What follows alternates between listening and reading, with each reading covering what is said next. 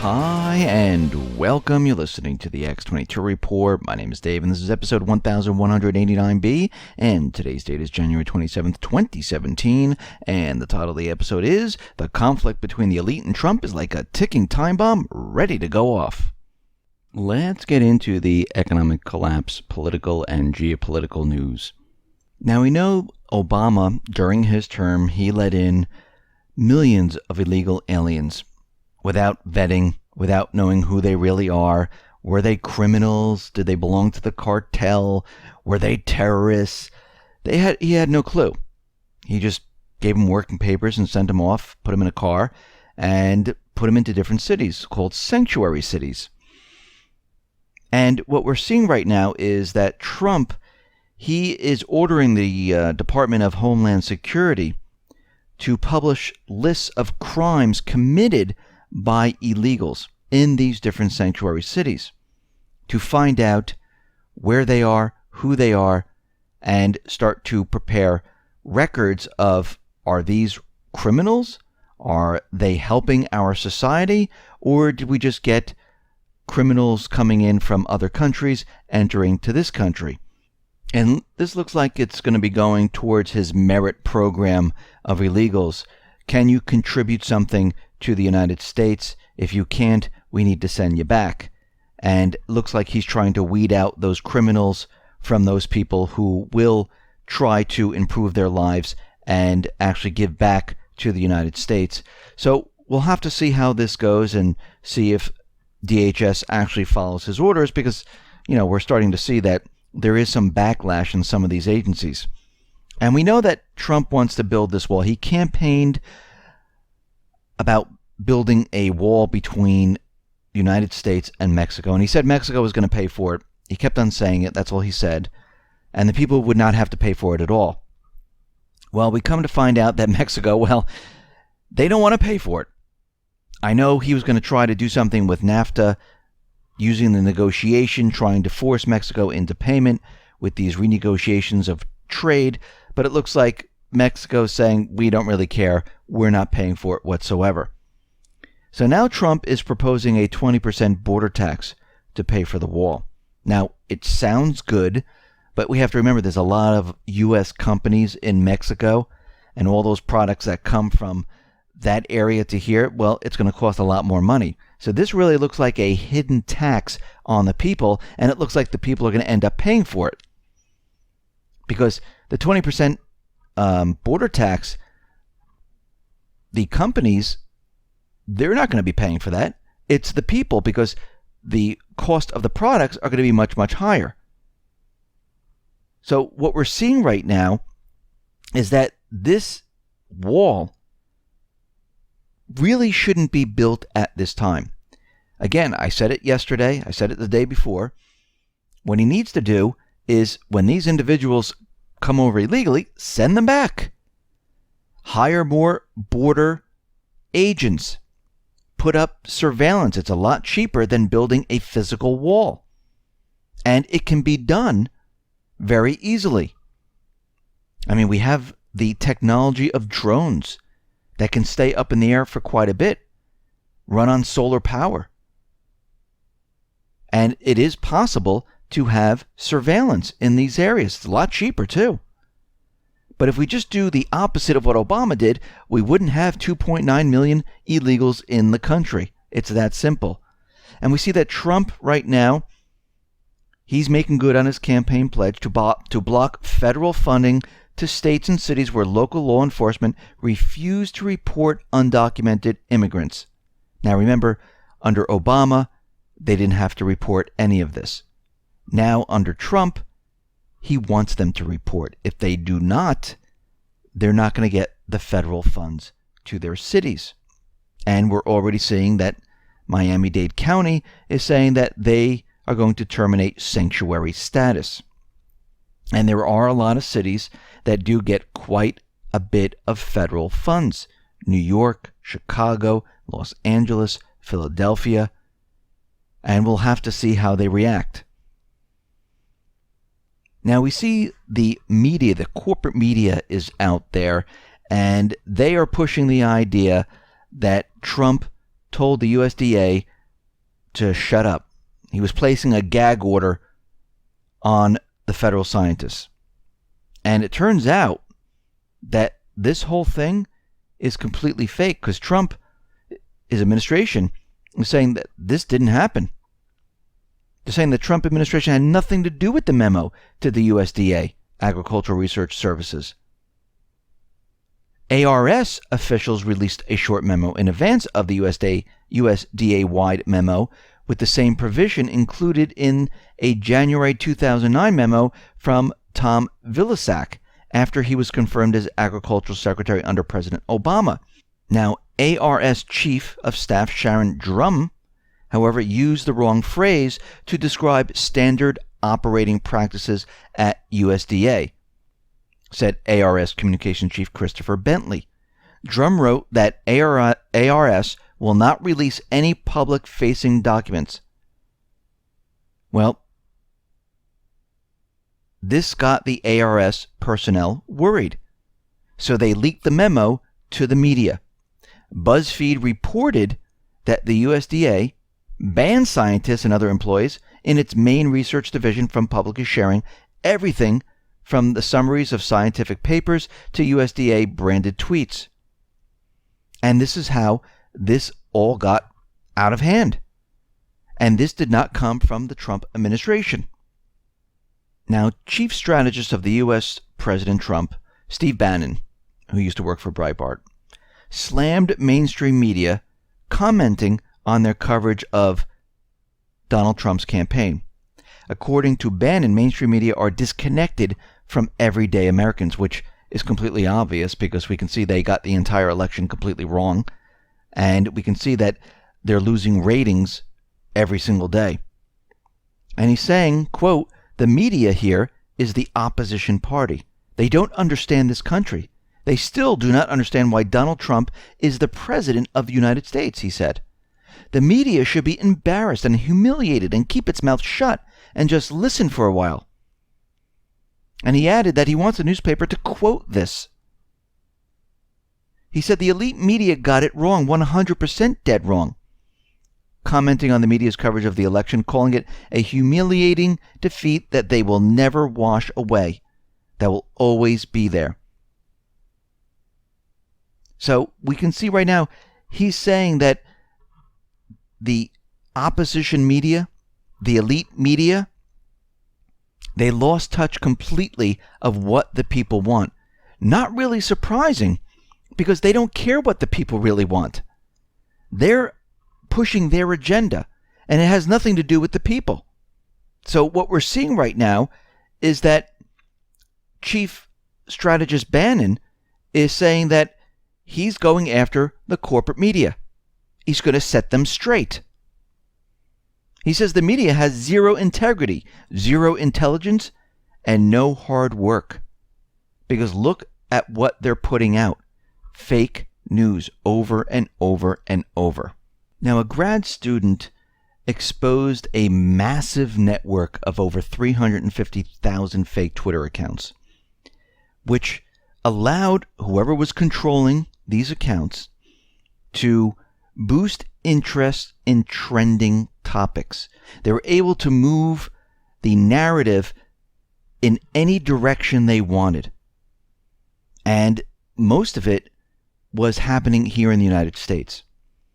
So when we look at this, we can say, well, what group would want to do this? And most likely it had something to do with the CIA, because they're able to coordinate this network of 350,000 bots to change the narrative and change the trending topic to what they wanted. So they were really controlling the news. And if you notice, this is what they're trying to do. Of course, this failed. And this is why they went off on fake news, where they're setting up these fake news fact-checking detectors.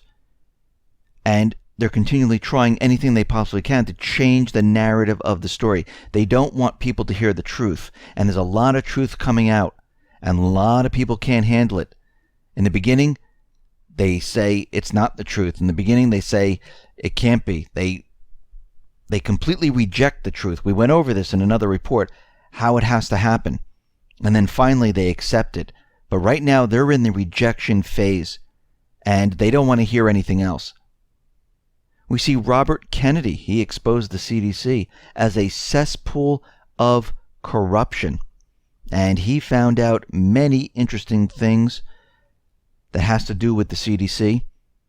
And Kennedy, while looking at the CDC, said the CDC has a conflict of interest, which operates as a vaccine sales and marketing company while at the same time posing as a neutral scientific body that assesses vaccine safety. And of course, the CDC presents an overexpanding schedule of necessary vaccines to the American people. Think of it.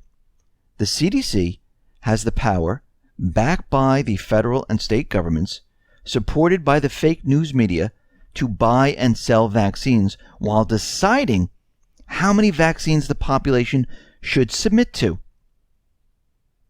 I mean, what salesman wouldn't want to work for an outfit like that? And this is what Kennedy had to say. He said the CDC is a very troubled agency, and it's not just me saying that. There have been 4 separate, intensive federal investigations by the United States Congress. A 3-year investigation, 2001, 2002, 2003, by the United States Senate. Tom Coburn Committee by the Inspector General of HHS in 2008, by the Office Integrity in 2014. All of them have painted the CDC as a cesspool of corruption, of an agency that has become an absolute subsidiary of the pharmaceutical industry and that has become a sock puppet, a spokesperson, a shill for the industry. CDC is not an independent agency. It is a vaccine company. CDC owns over 20 vaccine patents. It sells about 4.6 billion of vaccines every year, and its primary metric for success in all the departments and the agencies are vaccine sales. Back in 1989, he said his children got 69 vaccines. It changed in 1989. Why did it change in 1989? Because in 1986, Congress was drowning in pharmaceutical industry money. Pharma puts more money into lobbying than any other industry. Pharmaceutical companies have more lobbyists on Capitol Hill than there are Congress people. The pharmaceutical industry puts twice into lobbying, double that amount of oil and gas, 4 times what defense and aerospace put in. And in 1986, Congress passed the Vaccine Act, where the vaccine companies that were being sued and were threatening to stop making vaccines, well, they got this law passed where now they're insulated from lawsuits. They made it illegal to sue a vaccine company in this country, no matter how reckless the behavior, no matter how negligent, no matter how toxic the product, no matter how grievous the injury to anyone, children included. You cannot sue. And we can see how this completely got out of hand. And we can see this is why they're pushing vaccines. Now, out in Australia aims to be the first country to process air travelers via biometrics nationwide. You won't need a passport. You won't need anything. All you need to do is show up with your face. And they will use iris scans. They will use facial recognition and fingerprint scans as the final phase of a 5-year project called Seamless Traveler. And this is slated to be completed by 2020. Now, we have another organization that is looking to use facial recognition to determine if you are a criminal. The deep state is now trying to determine if someone is a criminal based solely on an image of their face. So they're doing an experiment at Cornell University where they're taking criminals, taking their facial features, and they're trying to create this algorithm that allows them to look at other people's faces to say, yes, this person is going to become a criminal. I mean, this is just absolutely ridiculous. I mean, it seems worse than the Minority Report where they were predicting things in the future. Now they're just going to look at people saying, criminal, nope, criminal, nope. I mean, this is really ridiculous. Now, we see that Rand Paul, well, it looks like he's blowing the whistle on the CIA where they are waging covert operations, wars across the globe. During a recent interview with CNN, Paul dropped the painful truth bomb. I think the CIA needs more oversight. Our intelligence community has very little oversight. There are only 8 members of Congress that truly know what is going on in the CIA, that truly know what is going on as far as covert war around the world. And he said, I really think that the war, unless there is an extraordinary exception, should be fought with the approval of Congress, the way the Constitution lays it out. But we can see and we know that the CIA is involved in many covert wars across the United States. Here's what we do know. U.S. Special Operation Forces currently operate in no less than 134 countries. That's basically 2/3 of the world. And the question is, where is the CIA operating? What countries are they in? We know they were in Iraq. We know they're in Syria. We know they're in Pakistan. We know they're in Somalia. But where else are they? There's only 8 congressmen that actually know. This is not transparent at all. We're seeing that there is a draft executive order that has come out. We don't know if this is true as of yet, but in this executive order that Trump is allegedly going to sign, and if he does sign, it means that those in power, the neocons, the elite, they're pushing them in a certain direction. There is a section 6, that creates safe zones.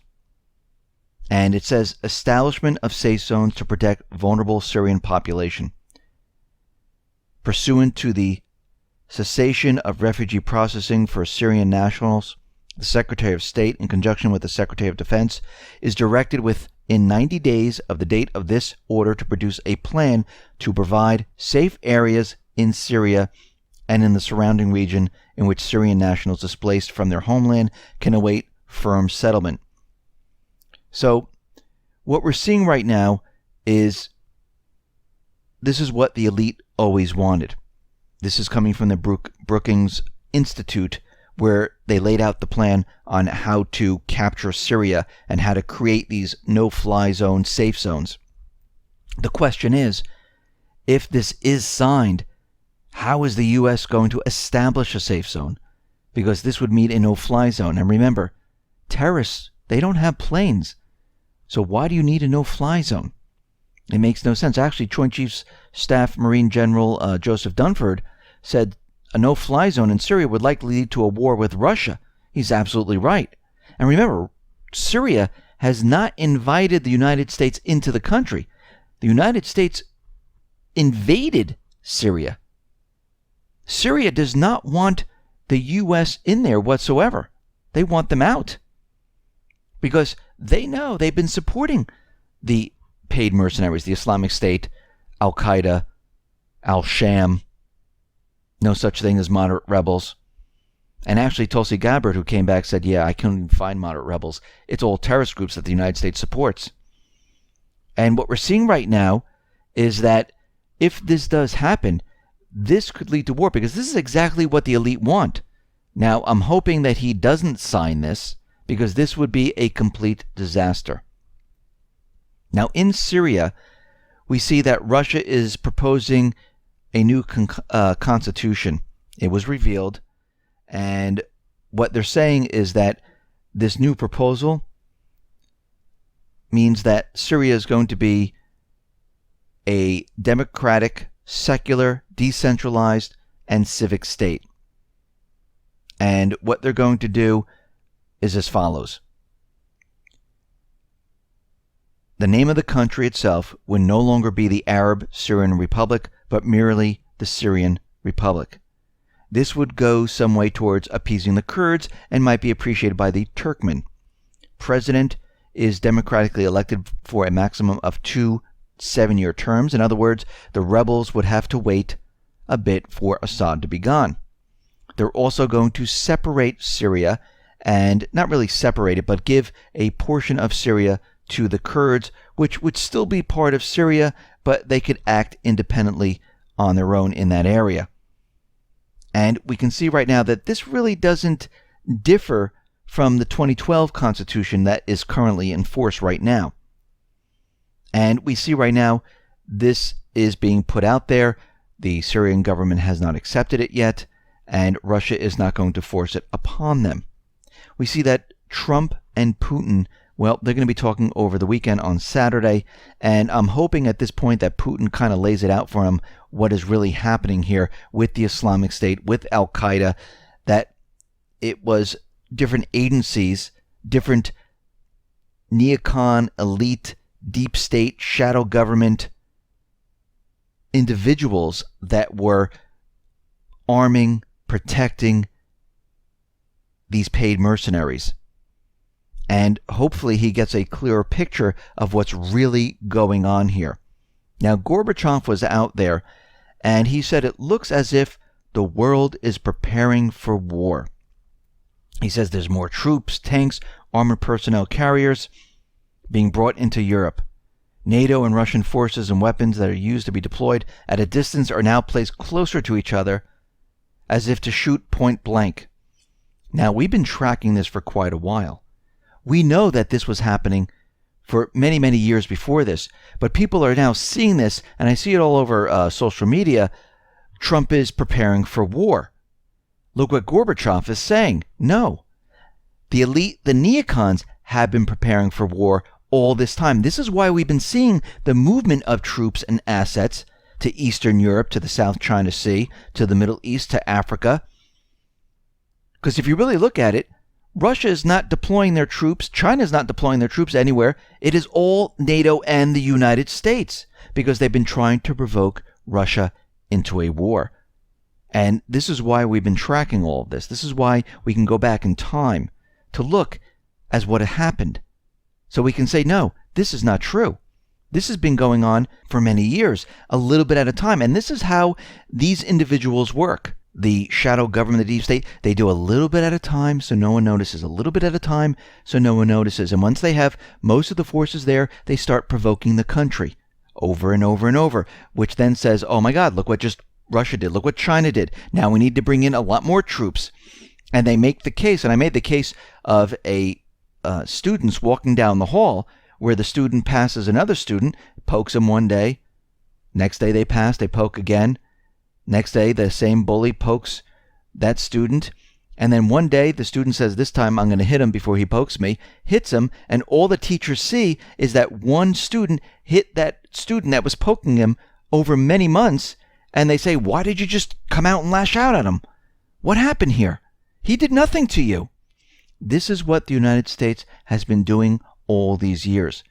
Poking the bear, poking Russia, poking China, poking North Korea over and over again, while at the same time slowly moving assets into the area to get ready for war. This is not a surprise. This has been planned from the beginning. Listen, everyone, thanks a lot for listening. Be well, be safe, and especially be prepared. Thanks a lot.